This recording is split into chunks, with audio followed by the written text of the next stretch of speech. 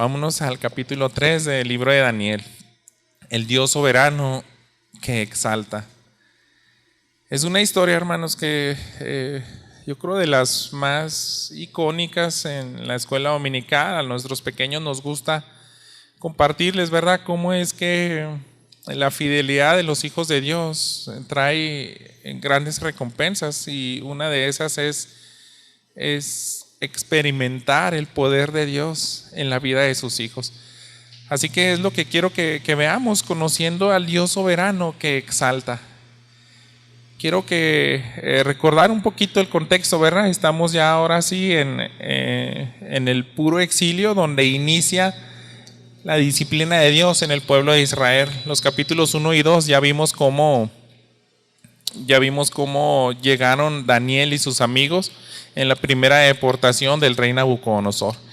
Y ahora ahora que hemos visto que Daniel es colocado en las altas esferas como jefe de los sabios, ahora vamos a ver cómo también sus amigos tienen una buena posición por su temor a Dios. Bien, miren, les leo los primeros 7 versículos para saber qué pasó. Esto es aproximadamente en el 3er año después de que Daniel llega a Babilonia. Vimos cómo su fidelidad es recompensada por Dios en el capítulo 2, pero no solamente la de él, sino de sus compañeros, que también decidieron ponerse puros, mantenerse puros en esa nación. Dice: el rey Nabucodonosor hizo una estatua de oro cuya altura era de 60 codos, o sea 27 metros, y su anchura de 2.7 metros. La levantó en el llano de Dura, en la provincia de Babilonia. Entonces el rey Nabucodonosor mandó reunir a los sátrapas, prefectos y gobernadores, los consejeros, tesoreros, jueces, magistrados y todos los gobernantes de las provincias, para que vinieran a la dedicación de la estatua que el rey Nabucodonosor había levantado. Se reunieron pues los sátrapas, prefectos y gobernadores, los consejeros, tesoreros, jueces, magistrados y todos los gobernantes de las provincias para la dedicación de la estatua que el rey Nabucodonosor había levantado. Y todos estaban de pie delante de la estatua que Nabucodonosor había levantado. Entonces el heraldo proclamó con fuerza: se les ordena a ustedes, pueblos, naciones y lenguas, que en el momento en que oigan el sonido del cuerno, la flauta, la lira, el arpa, el salterio, la gaita y toda clase de música, se postren y adoren la estatua de oro que el rey Nabucodonosor ha levantado. Pero el que no se postre y adore será echado inmediatamente en un horno de fuego ardiente. Por tanto, en el momento en que todos los pueblos oyeron el sonido del cuerno, la flauta, la lira, el arpa, el salterio, la gaita y toda clase de música, todos los pueblos, naciones y lenguas se postraron y adoraron la estatua de oro que el rey Nabucodonosor había levantado. Esta es la escena, ¿verdad?, bastante conocida, que todos sabemos, ¿no? Un rey soberbio, un rey que creía que a tal punto que él era como una deidad, hace pues en su mente, ¿no?, una manera de rendirle honor. Y es decir eso, acuérdense que esto es después de la visión que le interpreta a Daniel: tú eres la cabeza de oro de lo que soñaste, una gran estatua, y el que está por encima de todo eso eres tú, rey Nabucodonosor. Y de ahí yo creo que surge la idea: a mí se me tiene que dar honor por mi grandeza. Yo no sé si usted está consciente de las estatuas actuales, son enormes, que se han construido sobre todo en países como India, China. Algunas son principalmente a deidades, y en tamaño superan algunas como el doble de altura que la Estatua de la Libertad, o hasta más. Son sorprendentes esos monumentos, pero hermanos, usted no va a encontrar que algún monumento de esa magnitud se hizo de oro puro. Y en la conversión que nosotros tenemos aquí, 27 metros de altura, pues es bastante, ¿verdad? Imagínense cuánto oro se gastó ahí, ¿verdad? Pero es el escenario, ¿verdad? La potencia mundial, con el emperador, el rey, que era soberano sobre todo ese imperio, se le ocurre esa idea de decir: a mí se me va a adorar. y se me va a dar el honor que me merezco. Gracias, hermanos. Entonces vamos a pensar y detenernos en ese escenario, porque los que son convocados son todas las personas importantes que le están ayudando a gobernar a Nabucodonosor. Usted recuerda en el capítulo 1 de Daniel, él pedía en el versículo 3, dice que se trajera de los israelitas algunos de las familias real y los nobles. ¿Y cuál es el propósito? En el versículo 4 dice que deben de ser inteligentes en el rama del saber, dotados de entendimiento, para que estuvieran en el palacio del rey como servidores. Así que de todas las naciones que conquistó este rey, habían jóvenes sabios, habían personas tan inteligentes, tan capaces en toda ciencia de aquel entonces. Y dice, quiero a todos ellos rindiéndome honor. Lo más importante de mi gobierno tienen que someterse a mí. Pero yo no sé cómo podamos dimensionar los detalles. No sé si serían unas 300, 500 personas, 1000 personas. Eran demasiadas, porque él decide erigir en un valle, en un lugar vistoso, una estatua tan alta. Y si quiere todos los gobernadores de su imperio y son convocados, entonces yo sospecho, hermanos, que eran miles de personas. Y en esas miles de personas, todos aquellos que caen postrados en la orden de que empiezan a escuchar ese tipo de música, hay 3 jóvenes, hermanos, que se quedan de pie. Y de eso se trata la historia de hoy. ¿Qué pasó, hermanos, con estos reinos conquistados? Todos están en tinieblas. Ninguno de ellos tiene la convicción de adorar al único soberano. Ellos están cegados y piensan, el soberano que existe en todo nuestro planeta es el rey Nabucodonosor. Y a simple vista, hermanos, podemos ver que ellos no tienen problemas. O sea, simplemente es el emperador que me tocó vivir. Nadie tiene problema en postrarse ante esa estatua. Pero, hermanos, los únicos que sí tienen problema en eso son aquellos que están conscientes de que todavía hay alguien por encima de ese rey y su estatua, ¿verdad? Solo 3 jóvenes que se quedan de pie. Y es notado inmediatamente y sobre todo reportado a continuación. Ahora vamos al versículo 8. ¿Qué pasó cuando esos 3 jóvenes se quedan de pie? Sin embargo, en aquel tiempo algunos caldeos se presentaron y acusaron a los judíos. Hablaron y dijeron al rey Nabucodonosor: oh rey, viva para siempre. Usted, oh rey, ha proclamado un decreto de que todo hombre que oiga el sonido del cuerno, la flauta, la lira, el arpa, el salterio, la gaita y toda clase de música, se postre y adore la estatua de oro. Y el que no se postre y adore será echado en un horno de fuego ardiente. Pero hay algunos judíos a quienes usted ha puesto sobre la administración de la provincia de Babilonia, es decir, Sadrach, Mesach y Abednego. Estos hombres, oh rey, no le hacen caso, no sirven a sus dioses ni adoran la estatua de oro que han levantado. Así que no tardo, hermanos, en ser notado. O sea, minutos. Yo me imagino de que era tan grande la asamblea que el rey pues no los pudo percibir, pero aquellos que estuvieron cerca sí lo percibieron y van y lo reportan. Entonces, claramente hay cierta envidia, hay inconformidad, seguramente, hermanos, hasta aborrecimiento, porque son los únicos que están en discordancia. Son los únicos que están en otra sintonía, en otro canal.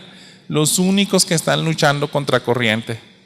Así que es una confirmación más. Palabras como las que decía Jesús. Ustedes no pertenecen a este mundo, por eso se harán aborrecidos por él. Y ese aborrecimiento, hermanos, se confirma principalmente por el principal autor de toda esta adoración. Era Nabucodonosor. Vean su reacción en el versículo 13. Entonces Nabucodonosor, enojado y furioso, dio orden de traer a Sadrach, Mesach y Abednego. Estos hombres, pues, fueron conducidos ante el rey. Habló Nabucodonosor y les dijo: es verdad, Sadrach, Mesach y Abednego, que no sirven a mis dioses ni adoran la estatua de oro que he levantado. ¿Están dispuestos ahora para que cuando oigan el sonido del cuerno, la flauta, la lira, el arpa, el salterio, la gaita y toda clase de música, se postren y adoren la estatua que he hecho? Porque si no la adoran, inmediatamente serán echados en un horno de fuego ardiente. ¿Y qué Dios será el que los libre de mis manos?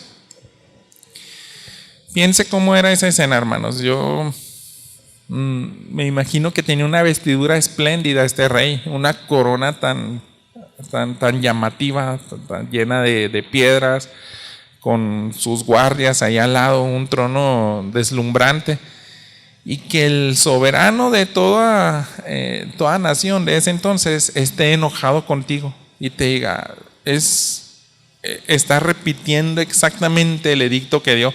Era tanto su enojo que él, si lo están percibiendo, es un pasaje tan largo, yo no entiendo por qué te tienen que especificar cuerno, flauta, arpa, salterio, gaita, toda clase de música. Eso, al parecer, el rey Nabucodonosor está tan enojado y está repitiéndoles el edicto.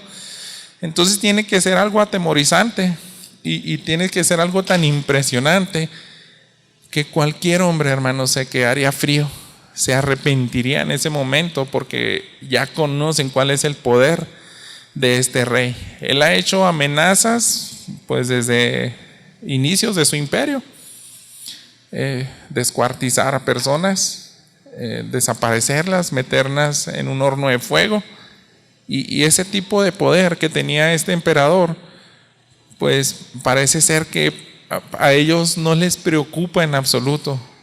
La lógica, hermanos, de este rey, es decir, yo soy el soberano y ¿qué Dios les puede librar de mi mano? No sé si está percibiendo, pero para todo el panorama de esta historia es que es imposible salir vivo de ahí. Y al conocimiento del hombre, a su raciocinio, dice, es imposible. O sea, los dioses sabemos que existen, los adoramos, pero nunca hemos visto manifestado el poder de un Dios que libre a personas de un horno de fuego que es calentado 7 veces. Yo no sé si literalmente 7 veces, pues el fuego, no sé cuál sería la temperatura, si piensa en 60 grados, 100 grados, pero multiplíquenlo por 7. Yo creo que a lo mejor ahí se fundían metales. Y era como se describe a continuación, un lugar donde personas fueron expuestos solamente al acercarse, perdieron la vida, ¿verdad?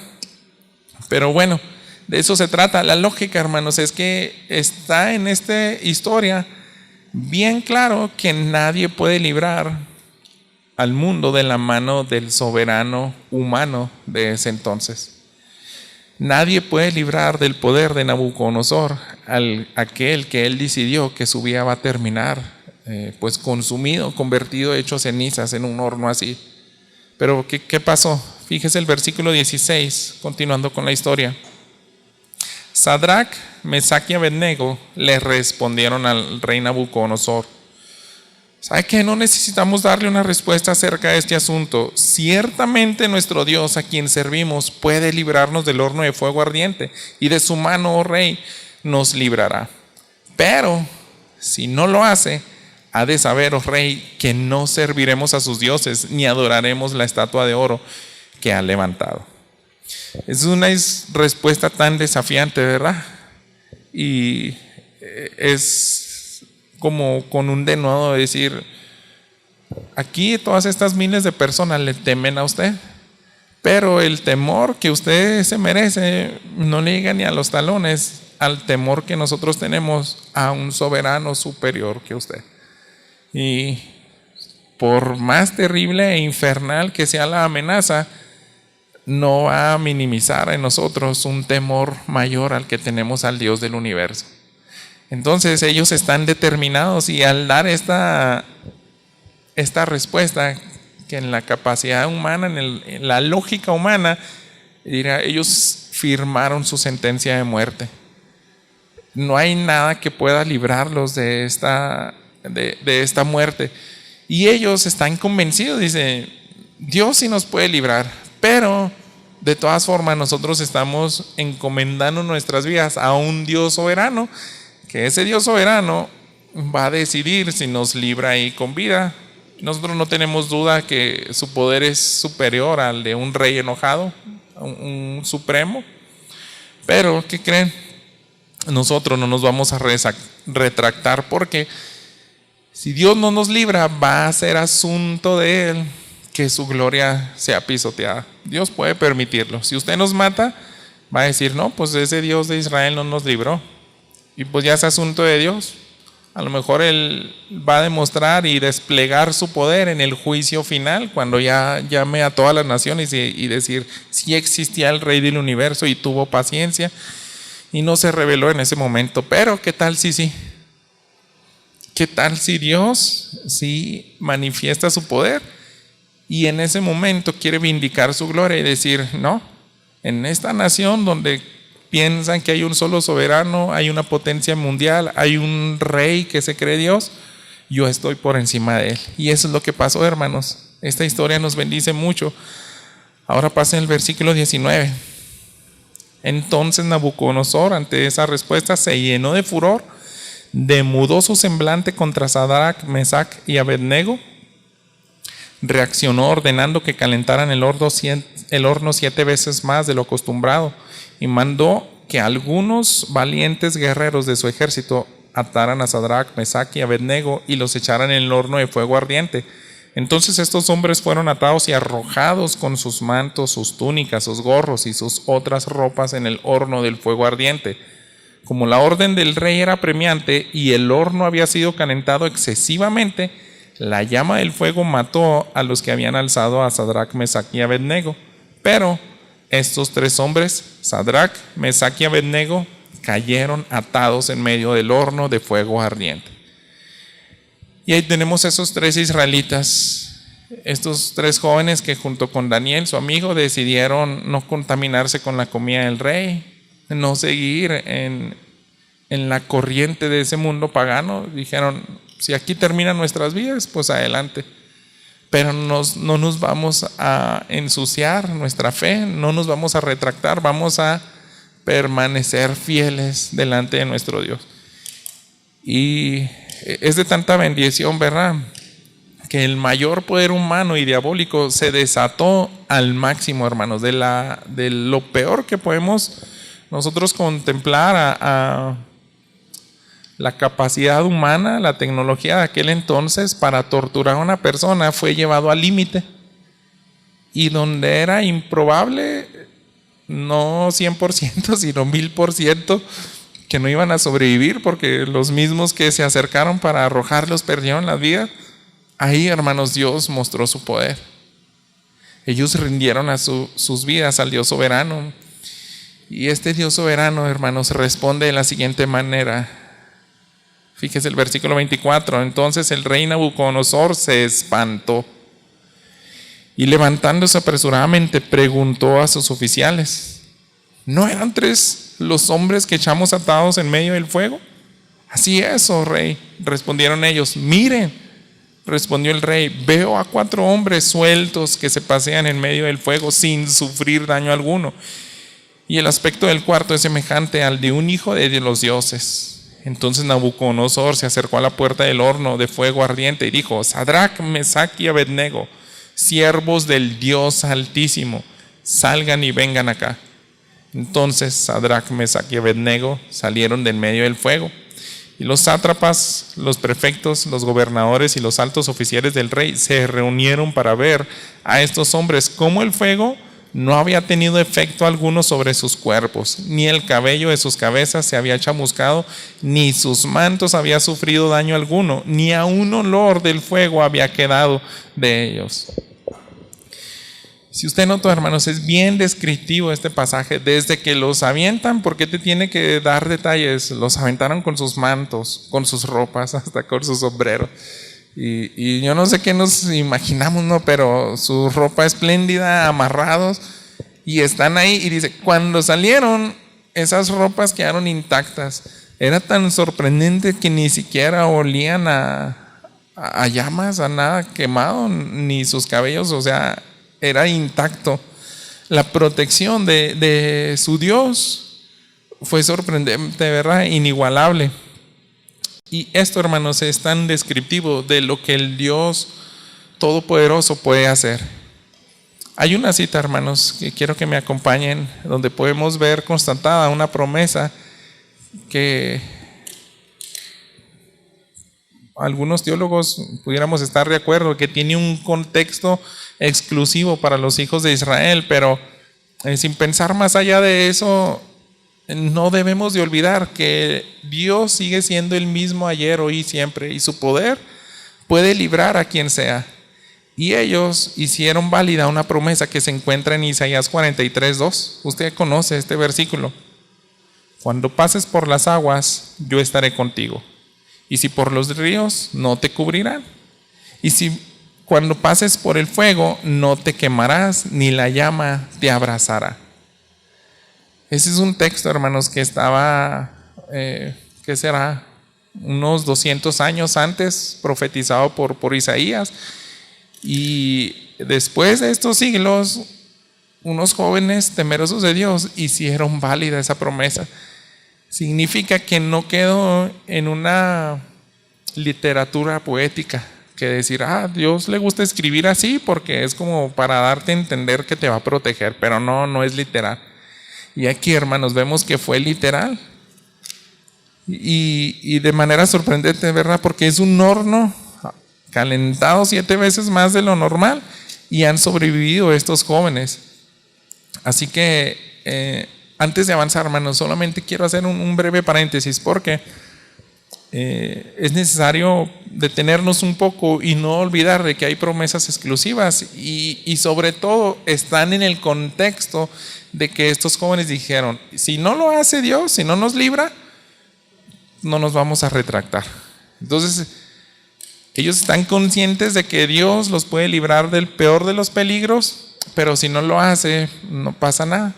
Lo que más importa es someterse al Dios soberano. Y les digo, es necesario hacer este paréntesis y trato de cerrarlo rápido porque usted ha visto documentales, noticias de personas que llevan a un extremo este tipo de promesas que se pueden aplicar a los israelitas y ellos quieren hacer ese mismo tipo de cosas. Hay un pastor ahora, hermano Josías Grauman, que dice en sus primeros años de ministerio, trabajó de capellán en un hospital y en el área de urgencia, sobre todo en el de personas quemadas. Dice, era tan triste para mí ver a personas que estaban enojados con Dios, estaban peleados con Él porque quisieron hacer literalmente esta promesa suya. Estaba quemando su casa, se regresaron por algo y resulta que casi pierden la vida. Entonces, hermanos, es muy diferente tratar de reclamar por completo esas promesas, pero sin la conciencia y la seguridad que tenían estos jóvenes de que si Dios quiere, me puede librar, y si no, también está bien. En su caso fueron librados, y si no, no le hace, no pasa nada. Dios es el soberano y Él va a decidir como soberano si nos protege o nos llama a su presencia en ese momento. Él va a decidir en ese momento si el rey Nabucodonosor y todos los demás gobernantes de su imperio se burlan de Dios o les calla la boca, ya sea en ese mismo día o cuando sea el juicio el juicio final, ¿verdad? Así que estos jóvenes no tenían ese problema. Y bueno, cerrando ese paréntesis, vemos que Él envía un ángel y nunca nos especifica, pudo ser Jesús mismo, porque ya hemos visto pasajes en el Antiguo Testamento que se revela a un hombre, por ejemplo a Josué, aquel hombre con la espada desenvainada que era Jesús mismo en el tiempo de los jueces. Yo no sé si era Jesús o era simplemente un ángel que Dios dice, necesito que vaya alguien más para que quede constatado que sí hay comunicación con el Dios soberano y esas personas. ¿Qué pasaría si no está un cuarto hombre? Yo creo que adorarían a esos tres. Dirían, no, ustedes son poderosos y tienen habilidades, pero desde que salen y ellos ven ahí y dicen, por su apariencia, él parece alguien hijo de los dioses, no es un humano el que está ahí. No sabemos cómo fue la figura, las diferencias, los detalles que vio el rey Nabucodonosor, pero dijo, él no es humano. Hay un cuarto que se ve completamente diferente. Y ahí está la relación. El Dios que adoran estos israelitas ha enviado un protector y los ha sacado sin ningún daño. Esta es la historia, hermanos. Les dejó claro que sus siervos no estaban solos. Y en medio de la tragedia de que estaban viviendo ellos como cautivos, usted recuerda, hermanos, en esa época Jerusalén fue destruida, el templo saqueado, los tesoros de ese reino, del rey, del templo del rey Salomón, terminan en el templo de este rey pagano.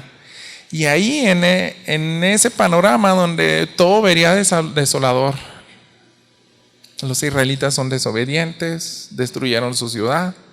Ahí, hermanos, el Dios soberano no los ha abandonado. En esa tragedia de los cautivos, Dios sigue revelándose a este imperio que Él utilizó como instrumento, ¿verdad?, para disciplinarlos. Terminemos este primer capítulo, ¿verdad?, de nuestro sermón, resaltando algunas cosas de las reacciones de este rey. Lea el versículo 28 al final conmigo. Entonces Nabucodonosor dijo: bendito sea el Dios de Sadrach, Mesach y Abednego, que ha enviado a su ángel y ha librado a sus siervos que confiando en él desobedecieron la orden del rey y entregaron sus cuerpos antes de servir y adorar a ningún otro Dios excepto a su Dios. Por tanto, proclamo un decreto de que todo pueblo, nación o lengua que diga blasfemia contra el Dios de Sadrach, Mesach y Abednego sea descuartizado y sus casas reducidas a escombros, ya que no hay otro Dios que pueda librar de esta manera. Entonces el rey hizo prosperar a Sadrach, Mesach y Abednego en la provincia de Babilonia. Nabucodonosor, hermanos, dio gloria a Dios. Agrega un decreto de que dice: no se puede manchar la reputación de este Dios. Si a alguien se le ocurre decir todo lo contrario, de que es el Dios soberano, yo estoy dispuesto a descuartizarlo y pulverizar su casa. Y piense bien en eso, ¿verdad? Porque este rey terrible en opulencia, en poder, en autoridad, él está diciendo: no se puede manchar la gloria de Dios. Y todo eso, ¿por qué sucedió, hermanos? A raíz de la fidelidad de jóvenes temerosos de Dios. Por eso yo quise incluir hoy en la liturgia, en el tiempo de la alabanza, hay que cantar ese himno, da lo mejor al maestro, porque a veces pensaría uno, no, se le da a Dios todo nuestro amor, pasión, fidelidad, fe, ya cuando uno es maduro. Pero qué bendición será, ¿verdad? Porque Daniel, hermanos, entra, veíamos, muy probable en la edad de 15 años, un adolescente. Sus amigos seguramente tenían una edad también tan joven. Aquí parece ser que también ha sido como al tercer o cuarto año que ellos están en Babilonia, se lleva a cabo este incidente. Y Dios termina honrando a estos jóvenes en una nación pagana, en la nación más perversa. No sé si usted recuerde cuando predicamos de Jonás, de los asirios, ahora de los babilonios. Son naciones que se encargaban de eso, de torturar a las personas, de creer que eran dioses, de decir no hay nadie que supera a nuestros dioses. Y ahí, en ese contexto, por la obediencia y fidelidad de estos jóvenes, este rey exalta y da gloria a Dios. Y yo creo que, hermanos, para cerrar esta primera parte, conociendo al Dios al Dios soberano que exalta la obediencia, la fidelidad de sus hijos, nos está invitando a hacer lo mismo. Y al mismo tiempo no olvidar que hay un costo por todo esto, ¿verdad? Hay un costo por honrar a Dios en este mundo. Y nuevamente pensemos, no es tan diferente las naciones en las cuales nos encontramos ahora, cómo la maldad ha crecido, cómo las amenazas, aquellos que queremos ir en contra de la corriente, cada vez son pues más fuertes, ¿verdad? Pero ahí somos llamados, hermanos, a decir: yo quiero someterme al Dios soberano y encomendar mi vida a Él, Si me va a proteger, pues bien, si no, pues también. Si llega a las últimas consecuencias, a lo mejor será difícil, muy pocos de nosotros o quizás nadie lleguemos a una situación así de vida o muerte, pero si lo hacemos, ¿por qué no pensar en eso, hermanos? Queremos honrar al Dios soberano y no tenemos ningún problema en si nos libra o no de peligros. Piensen en eso, hermanos. Yo creo que es una invitación para honrar a Dios en este mundo. De lo contrario, este pasaje nos va a mostrar ahora en el siguiente capítulo 4 qué ocurre cuando no pensamos de esa manera. Cuando no pensamos que Dios es el soberano y Él puede hacer lo que quiera con nuestras vidas. Fíjese qué sucedió. Ahora nos vamos a transportar tal vez unos 40 años más adelante en la historia. Este capítulo 4. Le leo los primeros 3 versículos y hay otra alabanza del rey Nabucodonosor. Y no crea que es pocos días después de donde su conocimiento es abierto. Y dicen, no hay un Dios más soberano al de Israel. Por eso le alabo. Aquí ya pasaron algunas décadas. Déjenme leer los primeros 3 versículos. Nabucodonosor, rey de todos los pueblos, naciones y lenguas que habitan en toda la tierra, que abunden su paz. Me ha parecido bien declarar las señales y maravillas que ha hecho conmigo el Dios Altísimo. Cuán grandes son sus señales y cuán poderosas sus maravillas.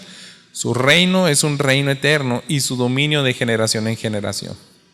Y ahí está otra alabanza. Uno pudiera pensar, no, pues sí, es que vio a alguien que salió del fuego y estaban intactos.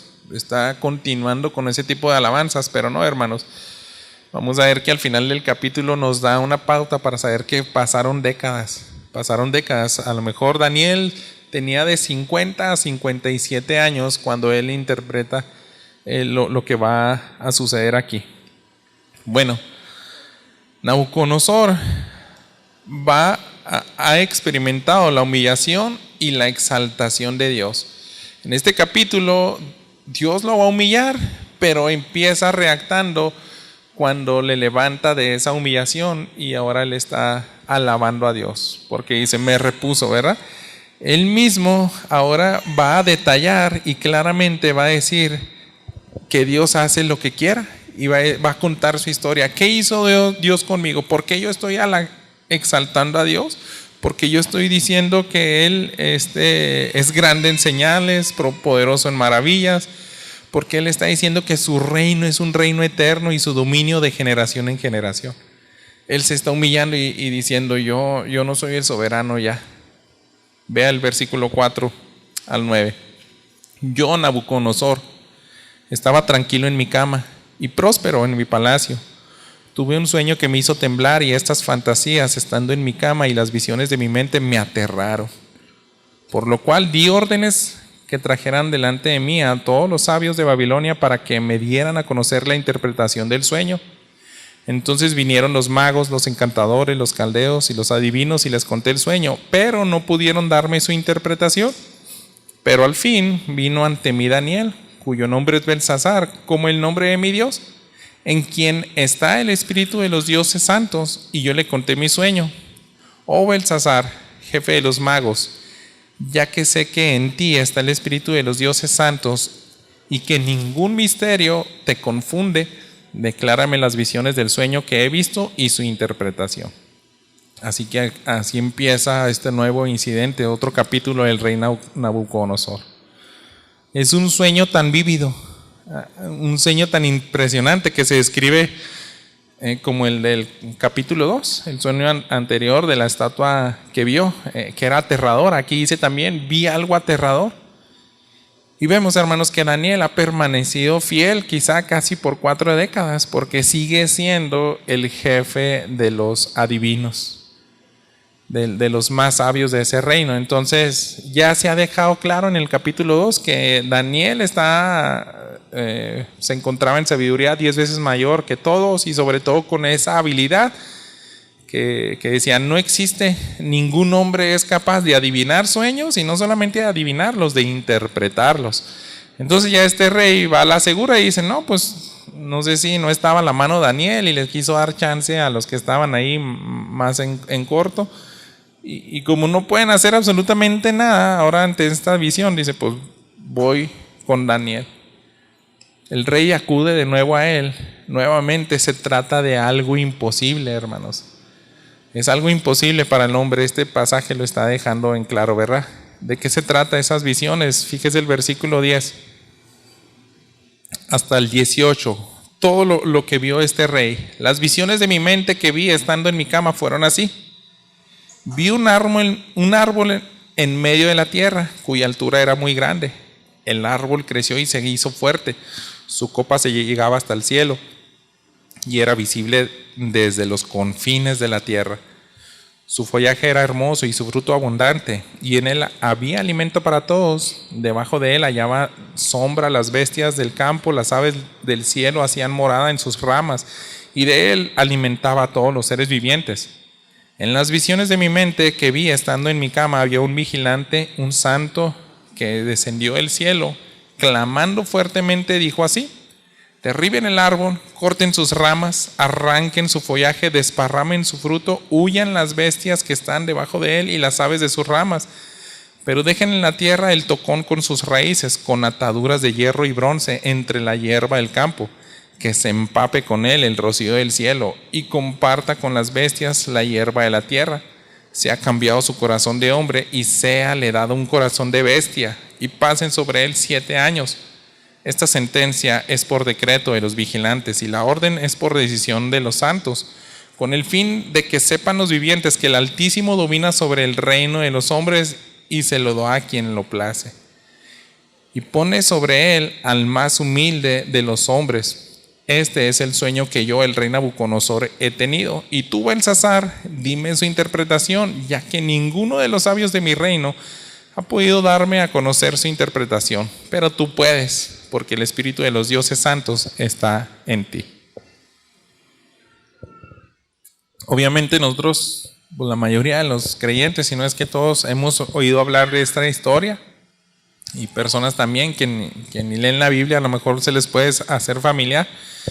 Pero si es mencionada por primera vez y escuchas todos estos detalles, todos esos adivinos están confusos. A lo mejor algunos tratando de adivinar, algunos si no coincidían con la interpretación, significa que nadie sabía qué significaba. ¿Cómo le haces para asegurar de todas estas cosas de un árbol impresionante y luego que es cortado? O sea, ¿qué es todo este significado? Ahora este sueño, hermano, es revelado y el rey está esperando su interpretación. Y esa interpretación lo vemos con cierto suspenso. ¿Por qué? Porque Daniel se queda callado unos segundos. Y después de que le explica todo lo que vi, a ver, ahora ya quiero saberlo. Vea lo que dice el versículo 19. Entonces Daniel, a quien llamaban Belsasar, se quedó atónito por un momento. Y le turbaron sus pensamientos. El rey le dijo: Belsasar, no dejes que el sueño ni su interpretación te turben. Señor mío, respondió Belsasar, sea el sueño para los que lo odian a usted y su interpretación para sus adversarios. El árbol que vio, que se hizo fuerte y corpulento, cuya copa llegaba hasta el cielo y que era visible en toda la tierra, y cuyo follaje era hermoso y su fruto abundante, y en el que había alimento para todos, debajo del cual moraban las bestias del campo y en cuyas ramas habitaban las aves del cielo, es usted, oh rey, que es hecho grande y fuerte, su grandeza ha crecido y ha llegado hasta el cielo y su dominio hasta los confines de la tierra. Esta es la primera parte de la interpretación. La primera parte del sueño ha sido aclarada. ¿Por qué se visualizó así? Un árbol que de cualquier parte del mundo se podía ver. Es usted. Así de grande ha crecido su imperio. Ha conquistado que ya donde quiera se oye hablar de su gloria. Y este árbol enorme con una figura está aclarando la figura del capítulo 2, que se le había dicho: usted es como la cabeza de oro.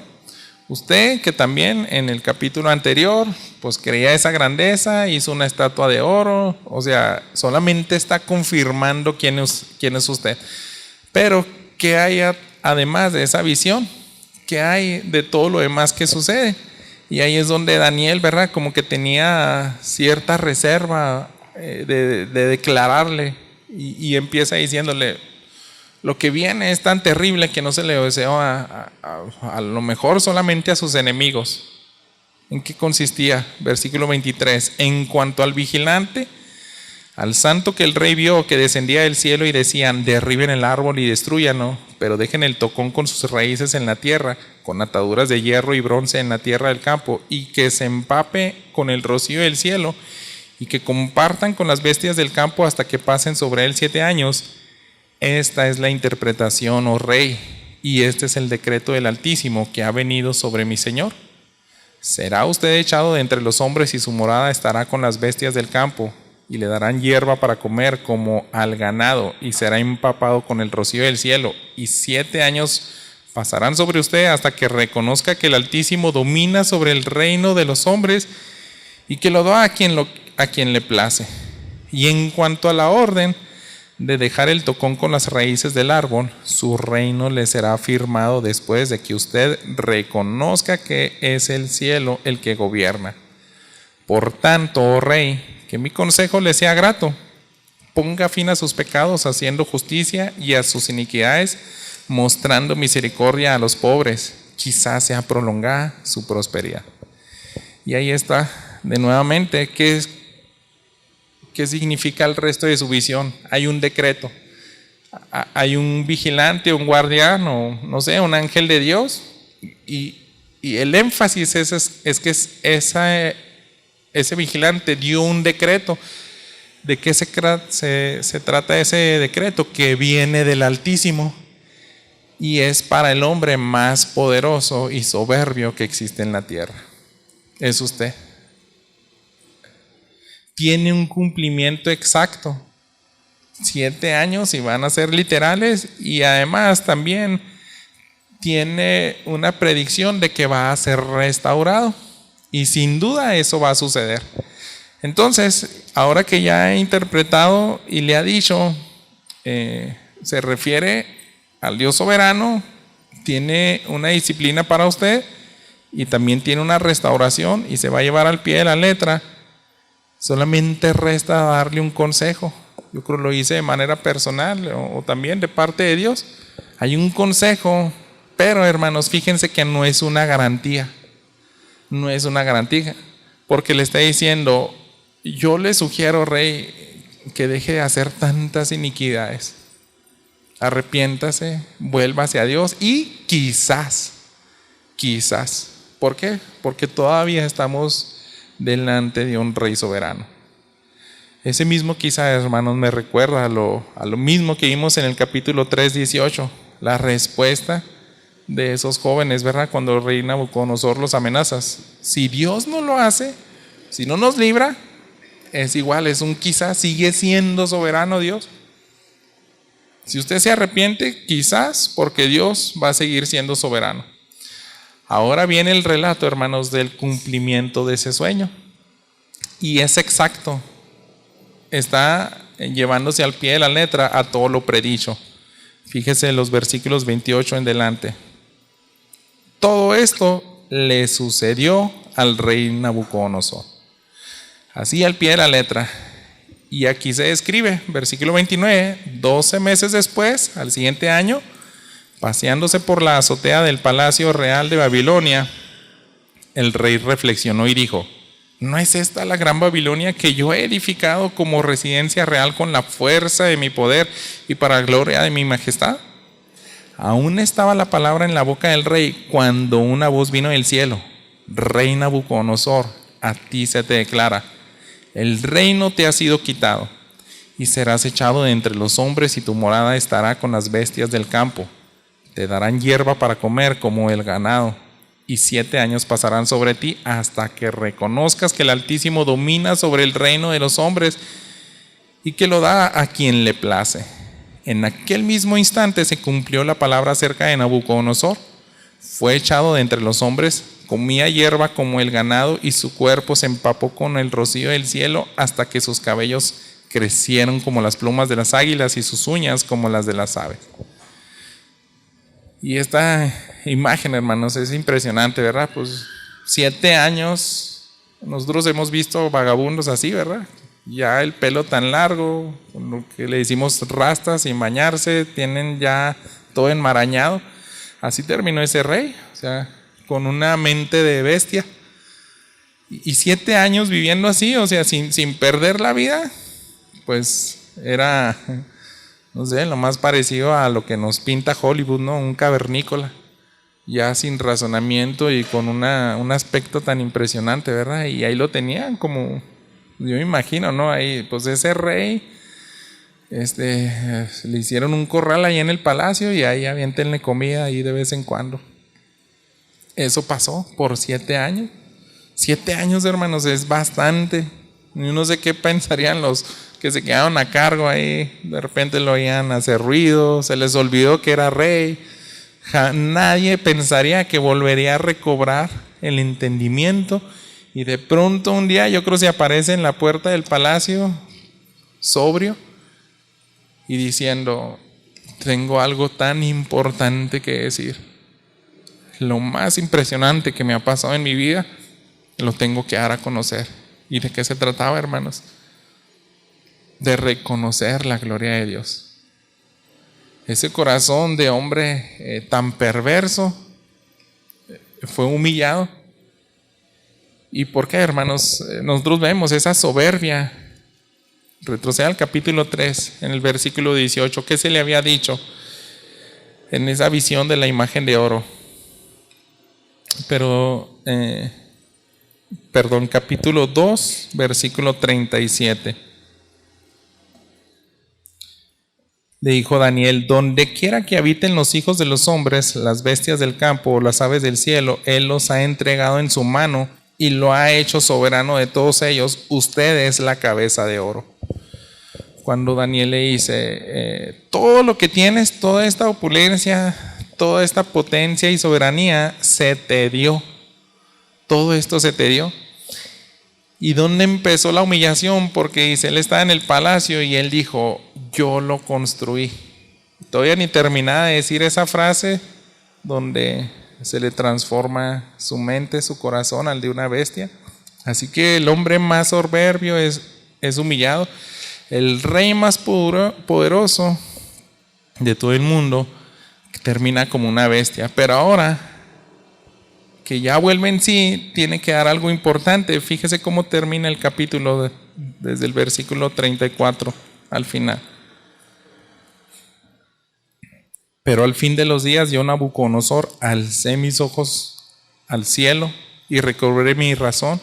Bendije al Altísimo y alabé y glorifiqué al que vive para siempre, porque su dominio es un dominio eterno y su reino permanece de generación en generación. Todos los habitantes de la tierra son considerados como nada, mas Él actúa conforme a su voluntad en el ejército del cielo y entre los habitantes de la tierra. Nadie puede detener su mano, ni decirle: ¿qué has hecho? En ese momento recobré mi razón y mi majestad y mi esplendor me fueron devueltos para gloria de mi reino, y mis consejeros y mis nobles vinieron a buscarme y fui restablecido en mi reino y mayor grandeza me fue añadida. Ahora yo, Nabucodonosor, alabo, ensalzo y glorifico al Rey del cielo, porque sus obras son todas verdaderas y justos sus caminos. Él puede humillar a los que caminan con soberbia. Este rey, hermanos, aprendió por las malas su sometimiento al Dios soberano.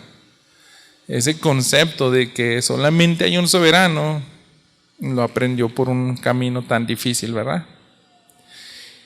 Y yo creo, hermanos, que la palabra de Dios le vamos a sacar bastante provecho este día si nosotros somos librados de aprender lo mismo por esa vía.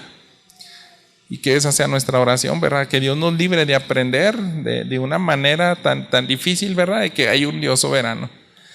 Si usted lo percibe, esta historia de la Biblia es un contraste abismal de la soberbia y el poder del hombre cuando se quiere levantar al Rey de Reyes y Señor de Señores. ¿Y por qué tenemos un texto así, hermanos? El rey Nabucodonosor dice, él puede humillar a los que caminan con soberbia. Hace algunos meses, hermanos, yo en mis devocionales subrayé ese versículo 37, le puse un cuadrito y me quedé pensando, hermanos, porque en ese momento erizó mi piel. Y yo creo que eso debería ser con todo creyente, con todo hombre. En algún punto nuestro corazón se debe estremecer y decir, Dios puede humillar. ¿Quién soy yo que cuando trato de ejercer mi voluntad estoy tratando de levantarme a Dios? Si Dios humilla como si nada al hombre más soberbio, al más poderoso, al más impresionante que pudo haber existido en la humanidad, pues yo qué tanto soy. Y hermanos, otra vez, ¿qué podemos aplicar a nuestras vidas? Porque hace 2600 años se escriben estos capítulos, el libro de Daniel. ¿Qué podemos traer ahora a nuestros días? ¿Por qué estar meditando en estas historias de Daniel? Pues bastante conocidas, ¿verdad? Y yo quiero sugerirlos lo siguiente, hermanos, para que empecemos a aplicar y llevárnoslos meditando, ¿verdad? Y no salir solamente con un conocimiento de que, pues sí, repasé una historia impresionante, bonita, sino que debemos de salir, hermanos, adorando a Dios. Y la primera cosa que yo quiero recalcar es una recapitulación de lo que vimos desde el capítulo 3.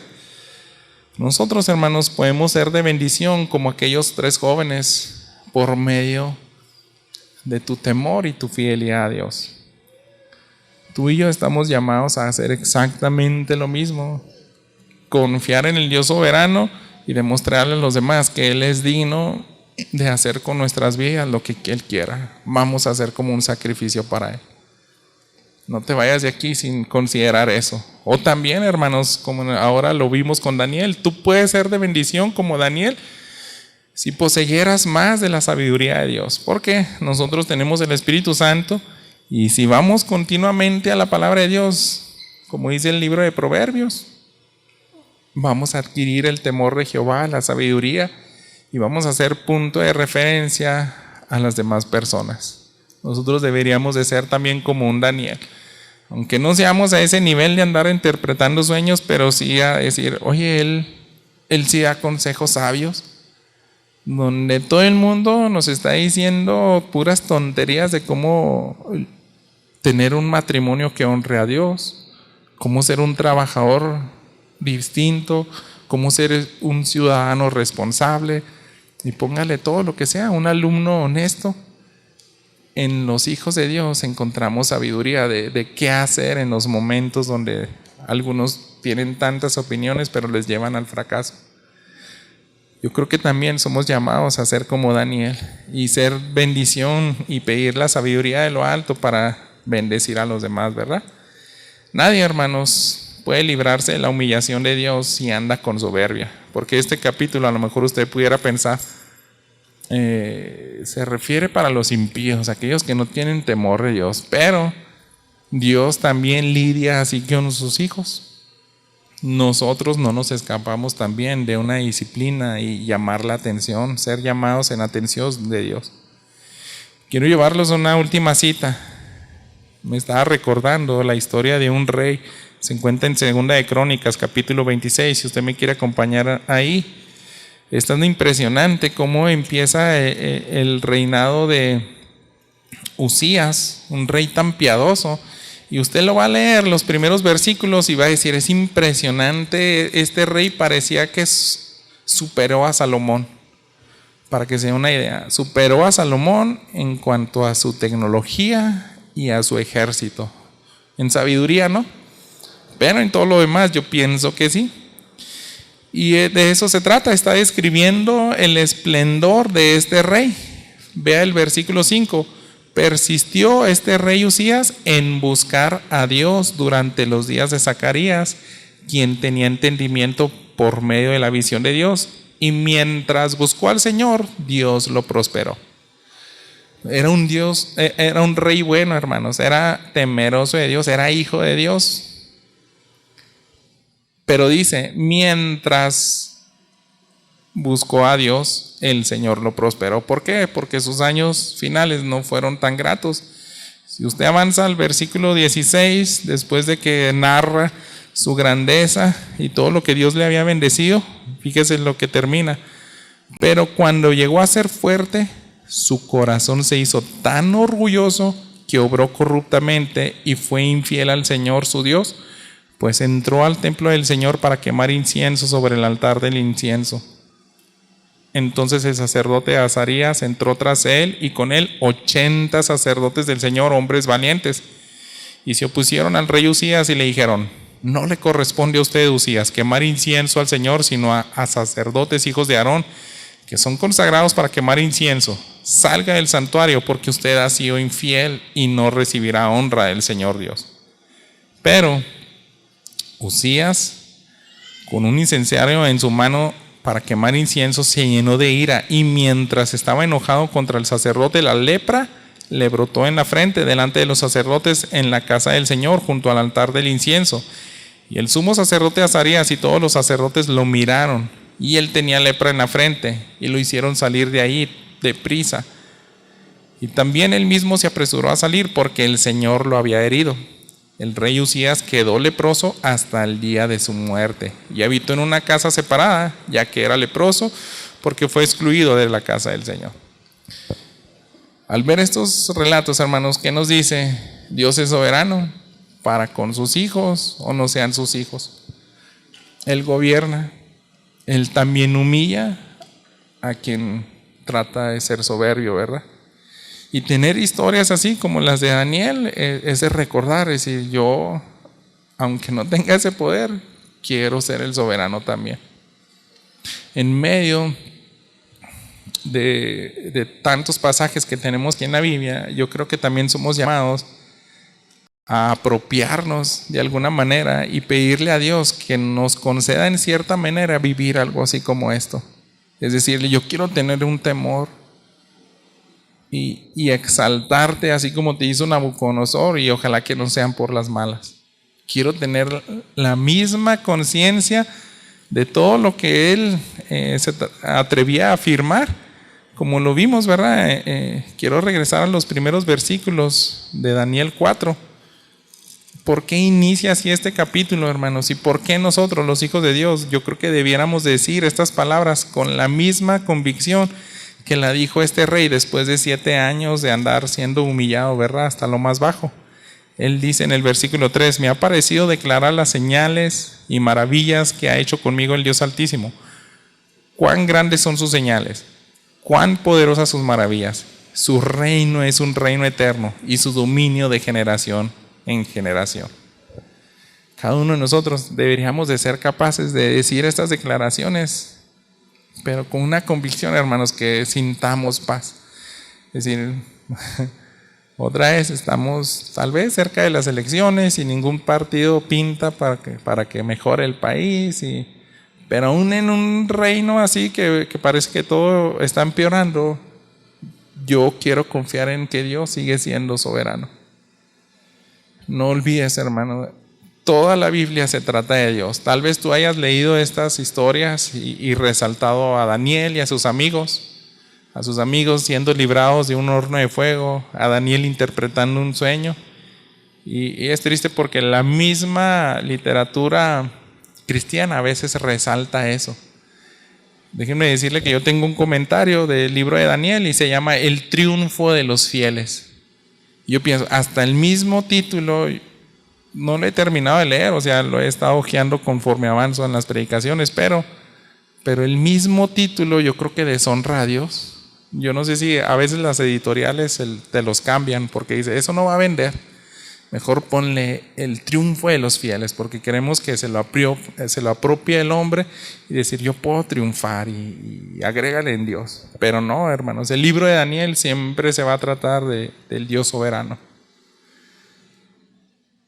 Así que yo creo que terminamos con esto. Hay que rendirnos a ese Dios soberano y confiar en Cristo, porque ahora Él es el único medio en el cual podemos encontrarnos con ese Dios soberano. A nosotros ya se nos ha sido revelado cosas que Daniel no entendía, cosas que él dio adelanto, en los otros capítulos lo veremos al final en sus últimas visiones, pero nosotros, hermanos, confiamos en Cristo, el único que puede hacer que ese Dios soberano, que parece inaccesible, sí puede ser accesible a través de la fe en Cristo Jesús. Y ahí es donde Él te va a exaltar, si depositas su fe en Él. De esa manera se accede al Dios soberano. Pero si no hay esa rendición, hermanos, al Dios soberano a través de Jesús, la caída va a ser peor que la de Nabucodonosor, porque a él se le restituye el reino. No sabemos si fue salvo o no. No sabemos si agregó a Dios como el principal de sus dioses. Allá en el cielo nos vamos a dar cuenta, ¿no?, si llegó a parar allá. Pero si nosotros no nos rendimos al soberano a través de Jesús, la caída va a ser eterna, va a ser una separación de ese Dios. Entonces hay que orar y vamos en manos de Dios. Señor, queremos reconocerte por quién eres y yo te ruego, Padre, que traigas esa bendición que te pedimos al inicio de este sermón. No queremos salir iguales, queremos salir con un conocimiento más claro de que siempre has sido soberano. Y seguramente pues este tiempo, Señor, y la elocuencia de nosotros como predicadores, nuestras habilidades jamás van a ser suficientes para demostrar, Señor, lo grande que eres, pero tú sí demuéstralo, Señor, con una relación personal en cada uno de mis hermanos. Haz que tu Espíritu Santo les muestre que ese Dios soberano es cercano y que también eres digno de ser adorado y temido y obedecido, Padre. Así que te ruego, Señor, que nadie de los que están aquí salga sin considerar de que está en peligro si no se somete a tu soberanía. Y ese sometimiento, lo sabemos, solamente es por fe a través de Cristo Jesús. Y Él es en su nombre, Señor, en quien oramos, Señor, para que tú traigas esa bendición a aquel que aún falta rendirse de todo corazón a tu soberanía. En Cristo Jesús oramos. Amén.